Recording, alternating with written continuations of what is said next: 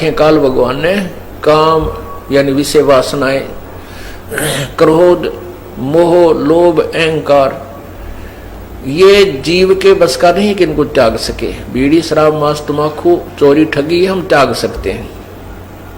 इनको नॉर्मलाइज करने के लिए काम, क्रोध, मोह, लोभ, अहंकार, इसके लिए परमात्मा ने तरीके बताए हैं, विधि बताई है, इसका ट्रीटमेंट बताया है कि सत्संग विचार सुने, उनके ऊपर पूरा विचार करे अर्थात ज्ञान।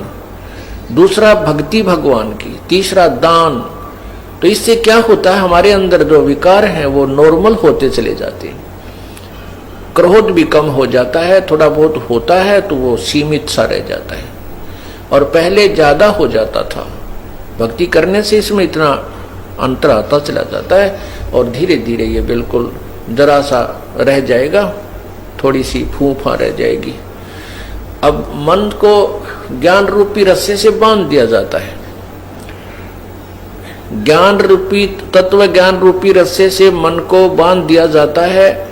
जैसे कोई शरारती पशु है, बैल है, भैंस है, गाय है, उसको टाइट बांध दिया जाता रस्से से, तो वो उससे आगे हानि नहीं पहुंचा सकती। उस रस्से की रेंज में ही वह ऐसे सर सुर मार कर अपनी फूफा कर लेगी, लेकिन हानि नहीं पहुंचा सकता वो पशु। ठीक इसी प्रकार इस मन पशु को इस तत्व ज्ञान रूपी रस्से से परमात्मा बांध देता है। इसकी आदत तो है ऐसी फूफा बकवाद करने की, ओछी मंदी सोचने की, लेकिन ये ज्ञान रूपी रस्सा इसको सीमा पार नहीं करने देता, इसलिए हानि नहीं कर सकता आपकी।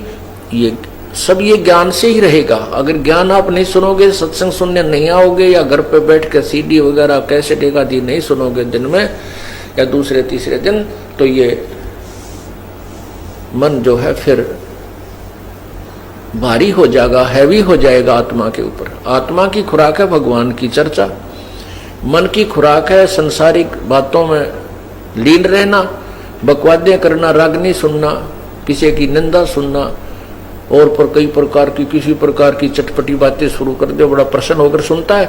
और भगवान की जो कथा है वो केवल आत्मा को अच्छी लगती है।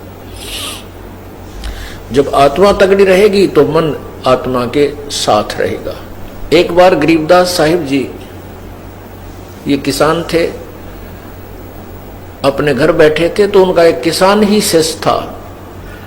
वो आकर कहने लगा, महाराज जी आपके विचार सुनते हैं तब तक तो ये मन कति दुबका बैठा रहता है, सारी आंवर ले है। ठीक है महाराज जी, सही कह रहे हैं, बिल्कुल ऐसे करूंगा। और यहाँ से बाहर जाते इसकी वही वाईफाई हो जाए, तो जाते ही वही विचार इसके नो के नो कर्म उसी तरह खेचा तानी रखे, इसका के समाधान हो प्रभु। तब उन्होंने बताया कि आपके पास 2 बैल हैं। हाँ जी। एक बैल दूसरे को मारता है, चारा भी नहीं चरने देता है। तो वो कहता है, किसान बिल्कुल सही कह रहे हो जी, तो आप क्या करते हो दूसरे बैल को चारा चराने के लिए? तो कहता जी जैसे खेत में हम ले जाते हैं, एक टोकरे में इकट्ठा ही चारा चराना होता है, तो मैं डंडा लेकर बैठ जाता हूँ और या उसको करड़ा बांध देता हूँ टाइट, जो फूफा गणी करे दूसरे को खाने नहीं देता, तो उसको इतना टाइट बांध देता हूँ उसका मुंह उस टोकरे तक पहुंचता है और दूसरा आराम से खा लेता है। तो इसलिए परमात्मा कहते हैं ये मन और आत्मा 2 इकट्ठे जोड़ रखे हैं इस काल भगवान ने। ये 2 बैल है। अब ये मन जो है खुला चरकट तगड़ा हो गया, और ये तगड़ा होकर के आत्मा को डराता रहता है, और आत्मा इससे दुबकी बैठी है। अब तो आत्मा की खुराक बढ़ा दे।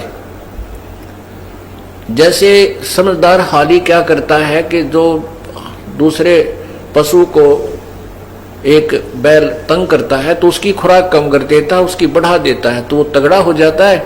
उस शरीफ ने तो मारना ही नहीं उसको, शरीफ बैल है वो नहीं मारता कभी दूसरे को। वो तगड़ा जब हो जाता है तो वो दूसरा कमजोर हो जाता है, तो उसकी आप ही मतना पड़ती है उस तगड़े की तरफ सींग सांग पहनाने की। तो इसी प्रकार परमात्मा कहते हैं कि जब तुम आत्मा की खुराक बढ़ा दोगे या मजबूत हो जाएगी, तगड़ी हो जाएगी, फिर ये मन इसके अनुकूल होने लग जाएगा। मन इसको आत्मा इसको घसीट लेगी, अपने साथ घसीटती रहेगी और अन्य मार्ग पर नहीं जाने देगी।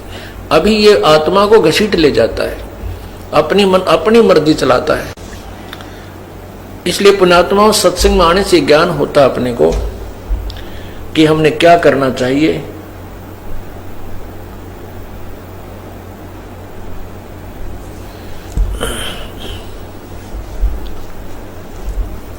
और जो धारणा हमने बना रखी है कि केवल बना रखी थी कि